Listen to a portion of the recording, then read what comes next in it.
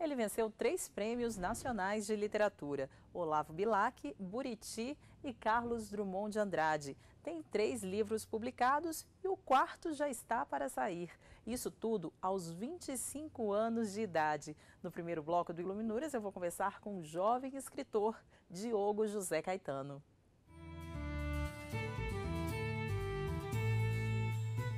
Ele começou cedo. A primeira premiação desse goiano da pequena cidade de Uruana foi aos 13 anos num concurso de redações. Formado em História e pós-graduado em História do Imaginário e Literatura, Diogo foi considerado uma das figuras mais influentes do mundo pela Oldenburg International College e pelo Conselho Internacional para os Direitos Humanos, de Arbitragem e de Estudos Políticos e Estratégicos. Quanto aos autores preferidos, elegem um mineiro, Guimarães Rosa, um fluminense, Euclides da Cunha, e uma goiana, Cora Coralina. Diogo, 25 anos, 3 livros publicados, um já no forno. Você começou bem cedo, né? Bem cedo. Como que foi esse início? Foi até engraçado, né? No meu primeiro dia de aula, no ensino fundamental, na 8ª série, quando eu cheguei na sala de aula, embaixo da carteira tinha uma agenda. Eu tinha o sonho de ter uma agenda. E na época, meus pais com poucas posses, a gente tinha o básico, não tinha condições de ter uma. E aí, por ironia do destino, ela estava lá. E aí surgiu então essa ideia de escrever, de narrar o dia a dia, e a partir de então comecei a escrever.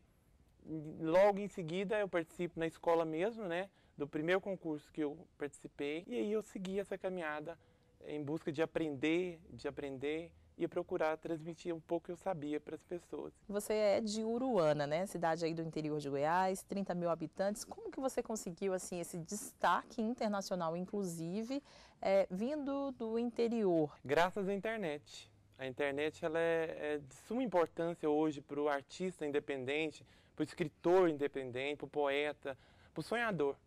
Ela abre portas. E através da internet eu consegui expandir aquilo que começou lá tão pequeno com o mundo. Às vezes a minha cidade ela não me dá um aporte, ela não me dá um apoio financeiro, cultural, e a internet acaba abrindo possibilidades, que eu entro lá, pesquiso, procuro concurso, procuro novos contatos, novos editores. Às vezes eu bato uma porta e falo não, eu não desisto. O que aconteceu com o meu primeiro livro também, antes do Medo da Morte, que é o Menino do Futuro, eu insisti em publicá-lo e não tinha apoio. Ninguém apoiava, eu mandava para a editora, eles devolviam. E eu acreditava, eu falei, um dia ele vai tornar real, vou publicar. E aí um dia tornou realidade, através da internet. Além dos 3 livros publicados na internet, você também tem esse aqui, né, o primeiro deles, O Medo da Morte na Idade Média, uma visão coletiva do Ocidente. Esse aqui está impresso. Esse está impresso. Mas está esgotado. Como não tinha condições financeiras para viabilizar, a editora fez um contrato comigo, um contrato limitado. Seria um livro por demanda, né? Se o mercado tivesse a procura, eles estariam, né, publicando, estariam levando para a gráfica e reproduzindo mais livros, cópias. E foram publicados 300 livros, venderam todos. 4º livro que você já está com ele também prontinho, mas também precisa desse apoio. É um romance, né? Está lá prontinho, na gaveta. Eu vou esperar, eu acho que a gente tem que ter paciência e saber que há tempo para tudo, né? Outras vezes eu até procurei publicar mais rápido, eu sou muito afoito às vezes, ansioso e quero ver aquilo pronto logo, mas eu percebi que não é isso a intenção é que nem que demore um tempo, né? Mas que a minha mensagem, que a minha literatura, por mais que seja simples, eu espero que toque os governantes e que a gente não seja só em busca de viabilizar nossos trabalhos, mas que seja uma legião de pessoas, de pensadores, de literatos brasileiros que busquem essa difusão da mensagem, dessa linguagem nova, dessa linguagem da era contemporânea que a gente vive agora. Agora você chama de rabiscos, rabiscos que já fazem parte aí de vários livros, várias antologias, né? Um deles está publicado nessa antologia, né? Horizontes da Poesia de Portugal. Leia um trechinho pra gente? Leio sim.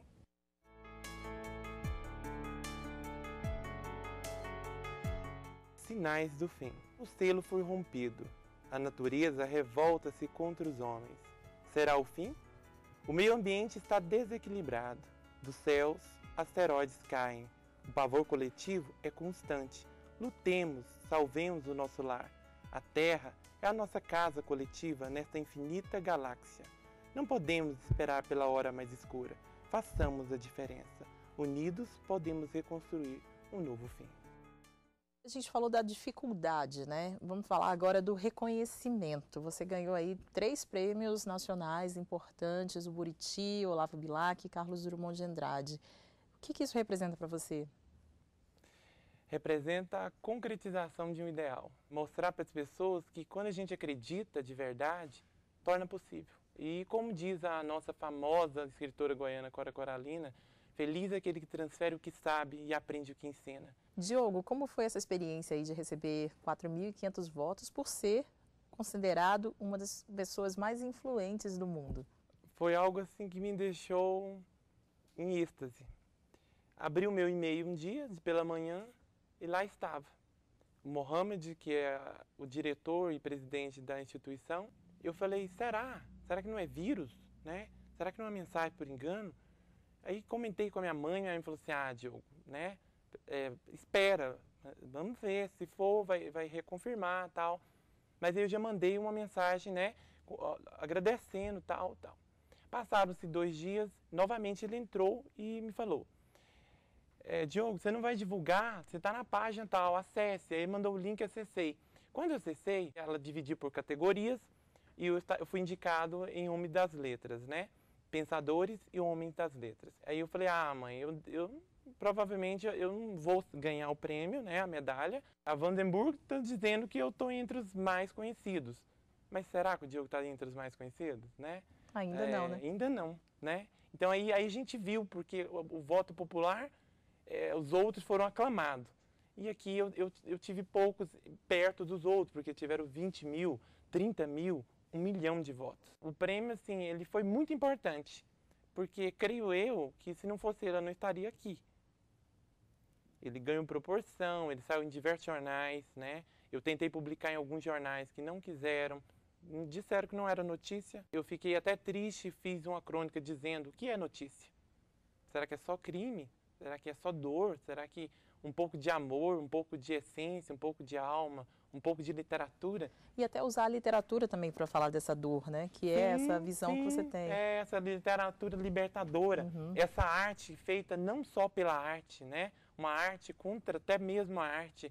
E aí eu fiquei assim, pensei, é de tão importância, assim, você dar destaque a uma pessoa que trabalha com a arte, com a literatura, porque ela é tão assim, como eu disse no início da entrevista, ela é reservada para um grupo, é elite, né? Vamos dizer assim, entre aspas. Então, por que não expande essa ideia, né? Por que não abre caminhos, portas e possibilita crescer e expandir esse campo?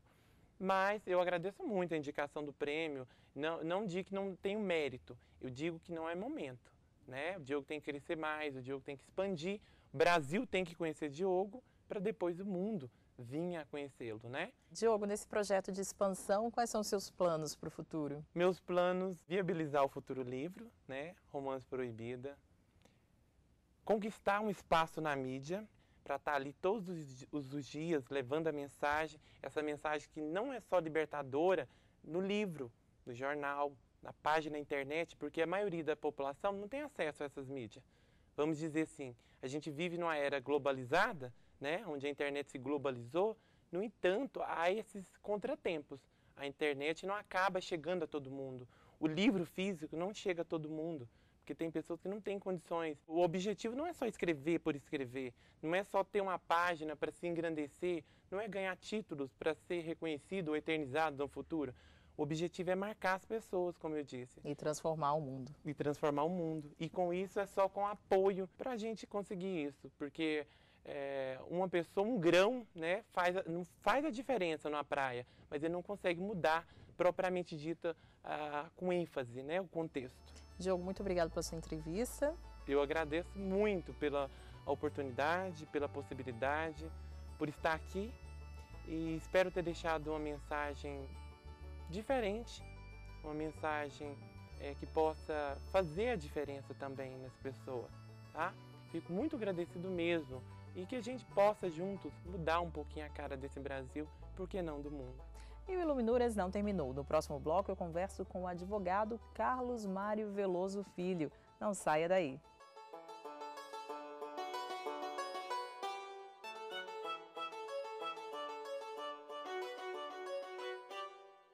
O Iluminuras está de volta e eu converso agora com um mineiro de Belo Horizonte que se mudou para Brasília ainda na adolescência. Para ele, o principal atributo do advogado é a coragem. Converso agora com Carlos Mário Veloso Filho. Carlos, como foi essa opção pelo direito? Bom, eu tinha uma influência muito forte dentro de casa, né? Meu pai era magistrado e desde os meus 4 anos, então eu convivia com aquela pilha de processos dentro de casa, uma estante cheia de livros de direito, mas eu não tinha consciência de que eu gostava da profissão. E só me decidi praticamente no dia de fazer a inscrição no vestibular. Depois, com o tempo, depois que eu fiz o curso, e eu comecei a me lembrar da minha infância, eu tinha interesse, folheava os processos, folheava os códigos. Então eu constatei depois que sim, eu tinha a vocação e gostava do direito, né? Não foi uma escolha de última hora também não, né? Você não se deu conta disso, mas já a vocação estava ali. Exatamente, foi assim, apenas caiu a ficha depois que eu gostava, né? Como era conviver nos tempos de infância com tantos livros, com tantos processos? Essa curiosidade, ela já estava lá, já estava madura? Ou não, você lia, mas deixava de lado? Eu lia, né? E deixava de lado, apenas por uma curiosidade. E a influência na leitura, assim, a literatura entrou na sua vida também por influência da sua mãe? Ah, claro. Minha mãe sempre gostou muito de literatura. E já na nossa primeira infância ela comprava aquelas coleções de Monteiro Lobato, Francisco Marins. E eu já ali pelos 6, 7 anos devorava esses livros, né? Essas histórias, sobretudo do Monteiro Lobato. Lia a coleção inteira. Então posso dizer sim que a minha mãe me apresentou a literatura. E de que forma você vê essa relação do direito com a literatura? Bom, a literatura, sobretudo a literatura clássica, é aquela literatura universal e atemporal, né? Aquela que as pessoas leem independentemente do tempo em que vivem e do local onde nasceram, da cultura onde foram formadas. Essa é a literatura clássica. E por que ela é assim atemporal e universal? Porque ela trata exatamente da condição humana, né? Dos dramas humanos, das vicissitudes, das alegrias, dos desejos mais profundos, das frustrações. E na medida que você conhece a literatura, você se torna também um conhecedor da alma humana, né? E o direito, por outro lado, o que é o direito? O direito não é um fim em si mesmo, né? Meu pai costuma dizer, eu sempre gostei muito dessa frase dele, que o direito existe para fazer as pessoas felizes.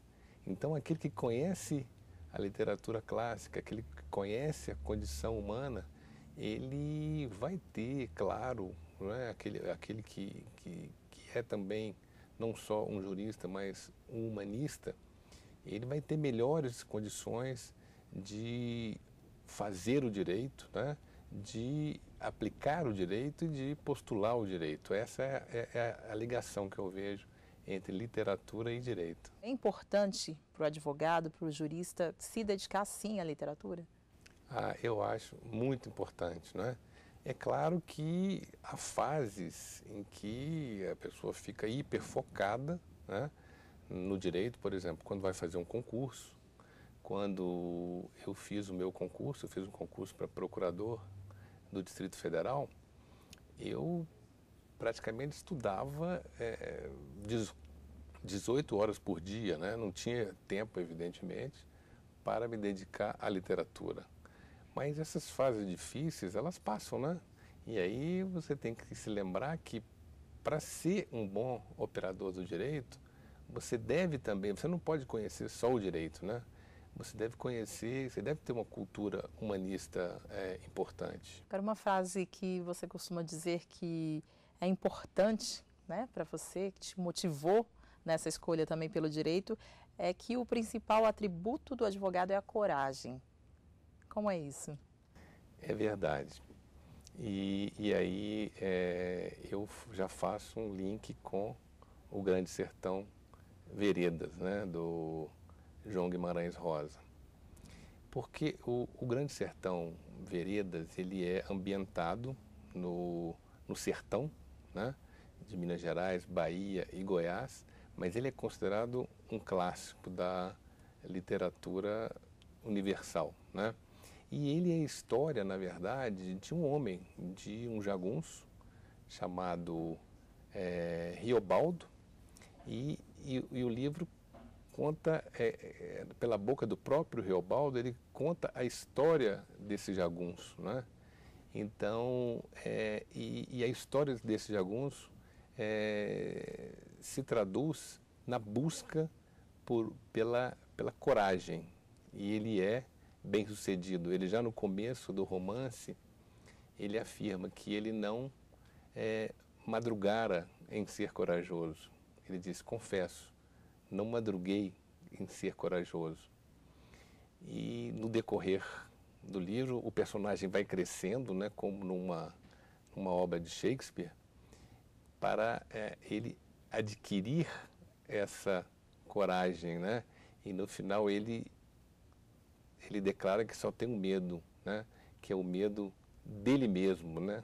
Da coragem e da valentia dele. E isso, quando eu li o Grande Sertão, eu fiz imediatamente uma ligação com a advocacia, né? Porque o advogado, o principal atributo dele realmente é a coragem, né? Coragem essa retratada aqui no livro do Guimarães Rosa, Grande Sertão Veredas. Vamos aproveitar então o instante também para conhecer um pouquinho mais dessa obra.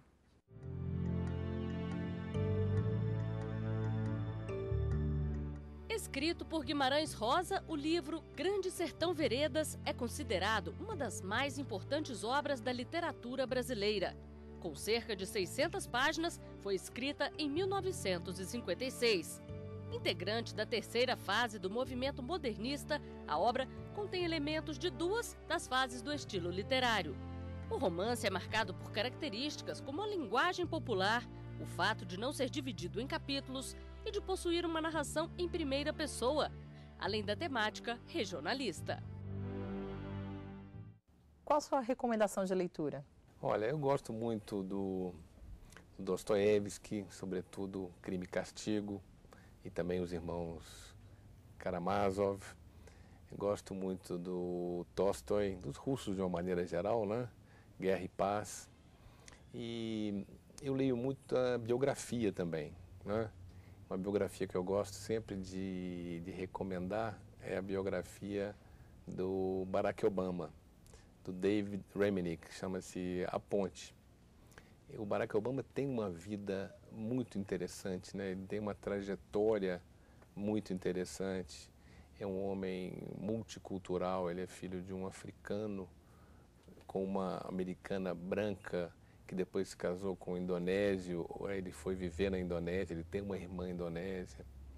Então ele tem uma bagagem muito interessante e que faz dele um homem da empatia, né? Ele mesmo fala nos livros que ele escreveu, né, que a principal qualidade que ele vê numa pessoa é exatamente a empatia, né? É aquela capacidade de enxergar o mundo pelo olhar do outro, né?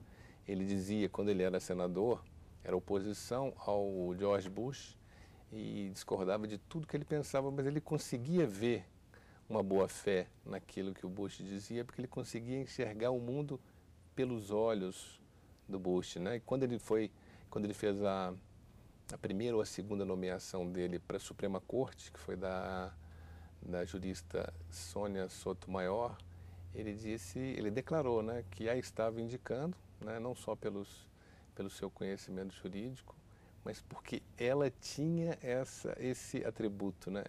Ela tinha essa capacidade de respeitar o outro e de procurar ver o mundo com o olhar do outro. Isso é muito importante para o operador do direito, né? Aquele que vai julgar, sobretudo. Ao julgar, ele deve se colocar, né, no lugar daquela pessoa que ele está julgando, né, e tentar fazer o percurso psicológico percorrido por aquela pessoa, né? Com certeza ele talvez não condene, ou se condenar, vai saber aplicar uma pena mais justa. Carlos, o que você está lendo no momento? No momento eu estou relendo Madame Bovary, de Flaubert. Eu tenho um grupo de leitura, né, que a gente faz a leitura orientada por uma professora da Universidade Federal do Rio de Janeiro. Ela mora no Rio, ou a gente vai lá, ou ela vem aqui. E o livro do momento é Madame Bovary, que trata da questão da desmedida. Desmedida o que é? A pessoa desmedida é aquela que não conhece os seus próprios limites, né? E vai agindo inconsequentemente pela vida, e certamente a vida em algum momento cobra esse preço, né? E é uma obra muito interessante do Gustave Flaubert, né? Um francês. Quando ele escreveu essa obra, é a história de um adultério, né? Isso no século XIX, com todas as consequências, né, advindas dessa prática nesse tempo, nessa época, né? E ele explora muito essa coisa do psicológico, né, das decisões que são tomadas com base em que. É realmente uma obra muito interessante, que eu também recomendo. Agora, você que faz parte de um grupo de leitura, é um leitor aí assíduo, projetos para futuro, você pensa em escrever alguma coisa? Quem sabe, né? Por enquanto eu estou estudando, né? Quem sabe algum dia eu coloco alguma coisa no papel. Ok, muito obrigada pela sua entrevista. Obrigado a você.